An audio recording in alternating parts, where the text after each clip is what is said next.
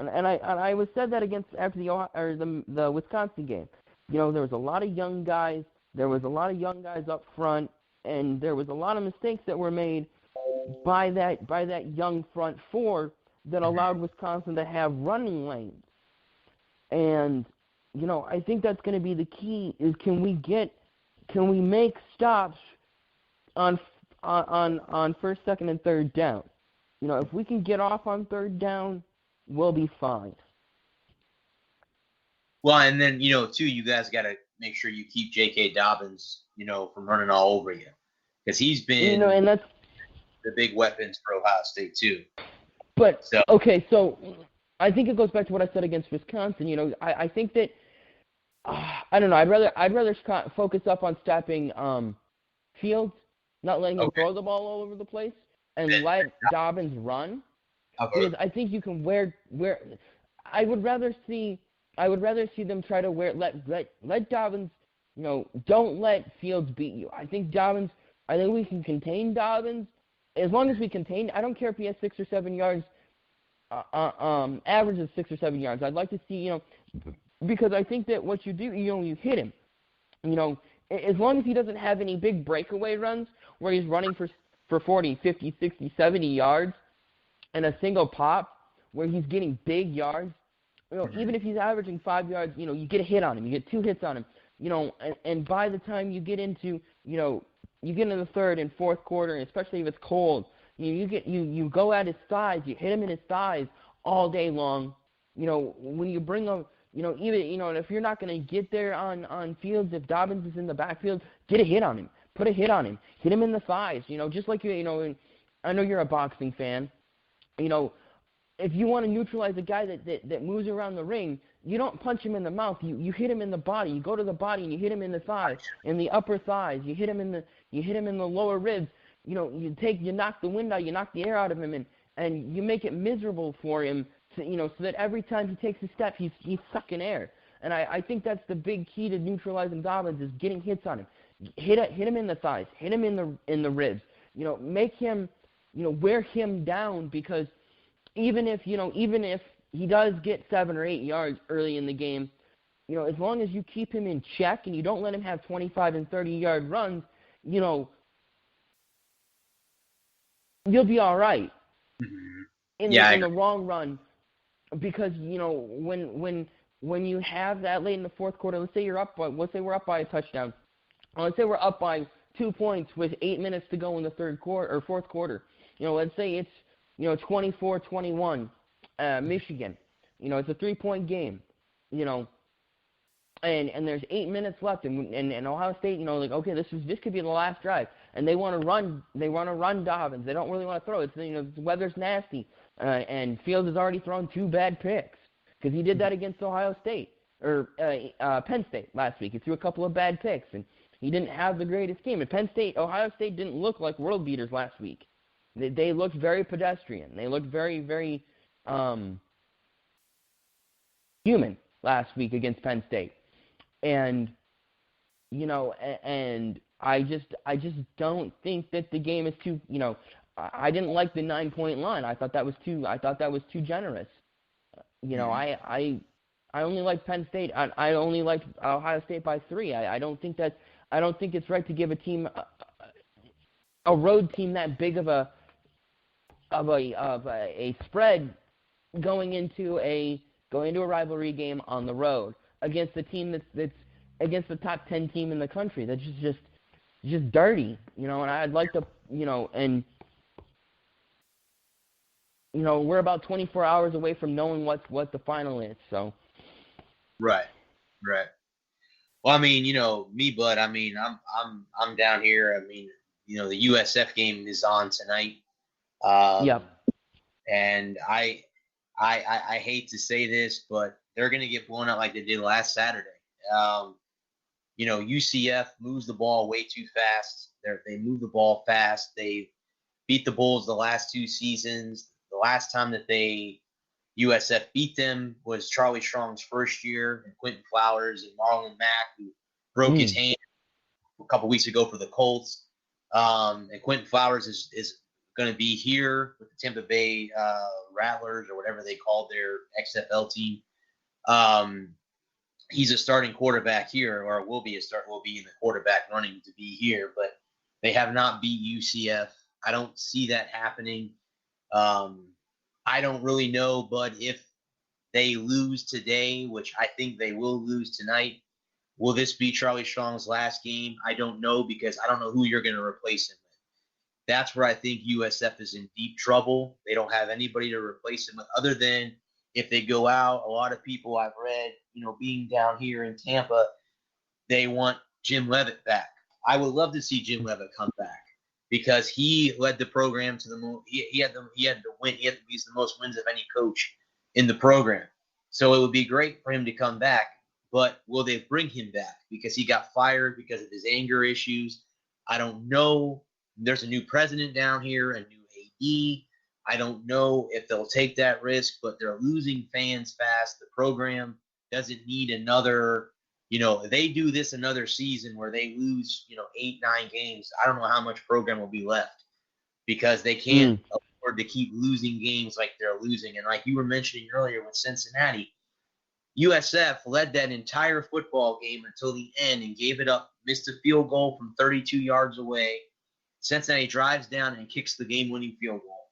Had that not happened, who knows? But again, that win, with Ohio State beating Cincinnati, the Bearcats are not that good of a football team.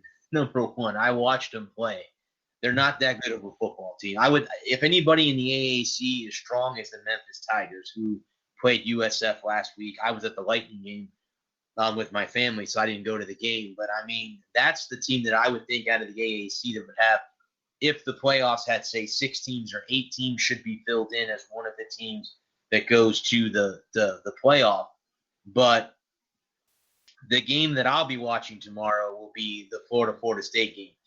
And a lot of people will ask the question is, well, who is the Gators' true rival, the Noles or the Bulldogs? Well, our SEC rival are in conference level, like you guys are playing the Buckeyes. That's your rival. That's your in-conference rival. That's the rival that's been around forever. Same thing with the Gators. The Bulldogs and the Gators have been around forever, for a long time. The Noles are our in-state rival. So now we haven't beat them in 4 years. The Gators have beaten the Noles in 4 years. Now tomorrow we're at home in Gainesville. I don't really, again, I know I hate to jump to conclusions, and I hate to say you have to play the game, don't watch it on paper. I just don't see the Gators absolutely come out and, as I'm going to say, they shit the bed. There's no way they're losing that football game tomorrow. No. Happening. Florida State's a bad football team. They are. They're 6-5. They're going to go to a bowl game. They're going to get a new head coach at the end of the season. I don't know who that's going to be. Deion Sanders, maybe. I don't know who they're going to pick as their new head coach. They got Willie Taggart, I guess. I saw an article that they agreed to still pay his $10 million buyout or $18 million buyout, whatever the heck they paid him to leave Florida State. But it went through, and, that's that. They're going to get a new head coach next season. I don't see Dan Mullen, who has won, again, he's going to win 10 games this year, 9 games this year. We, again, we're on our way to another big bowl game like we did last year. So I just don't see how, again, unless Florida does something where we fall apart, we're too good of a defensive football team to let them score a lot of points. So I don't see that being a factor. I hate to jump to conclusions to say that, yeah, you can't play the games on paper and say, oh, it's going to be a blowout.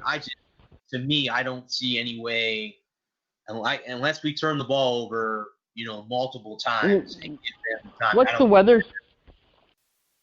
weather supposed to be like?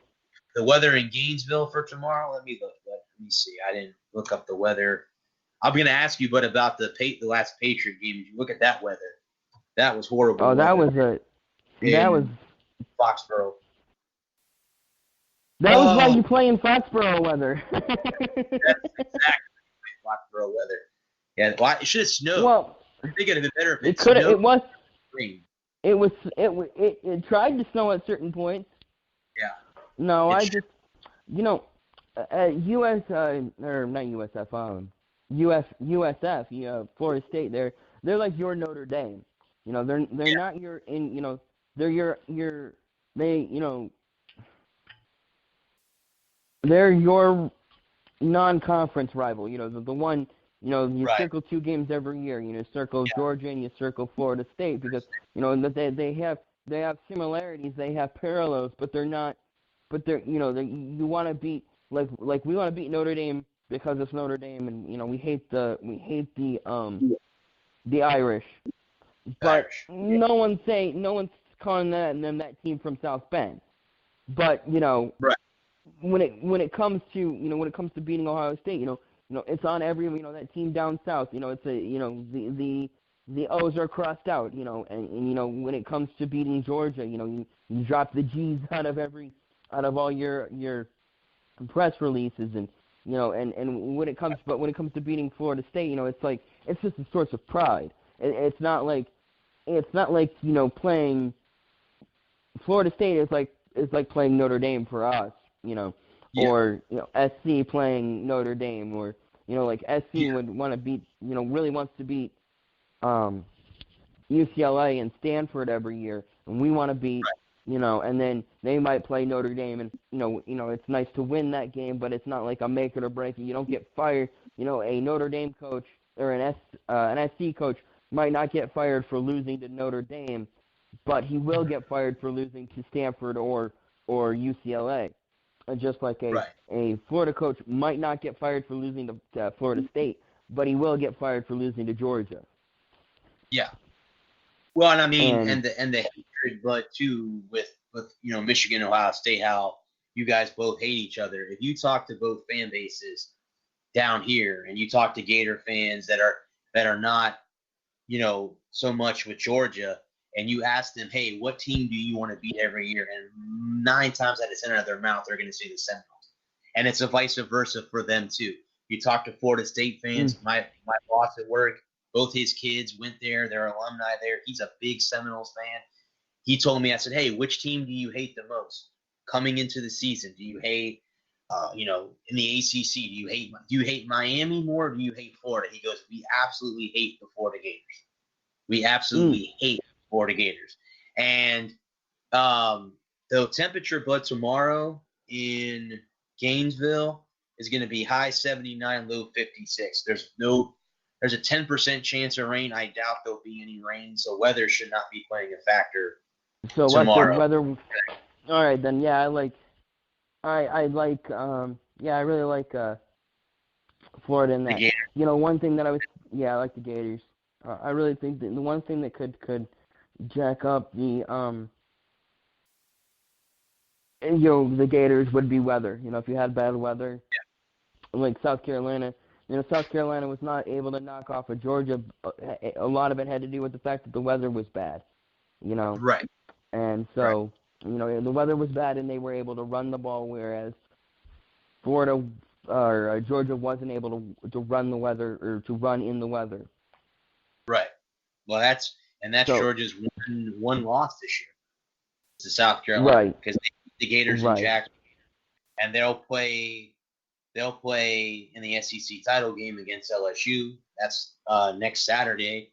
Will be the SEC championship game in Atlanta. So that should be a good football game. I really can't tell you who I'm pulling for in that game, because both those teams are very good, and it'll come down to that'll be next week. That'll be in next week's talk. But it'll come down to who wins offensively and stuff like that.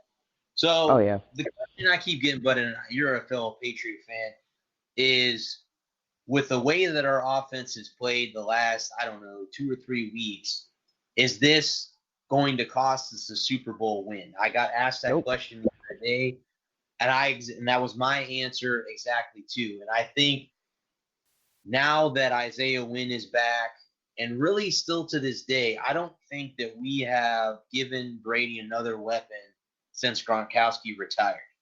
We had Antonio Brown for a game. That didn't work out because of his off-the-field shenanigans. We don't have a deep threat wide receiver. Mohamed Sanu's a good guy, but he's like an Edelman. He's a slot guy, We don't have a deep receiver. Jacoby Myers is okay.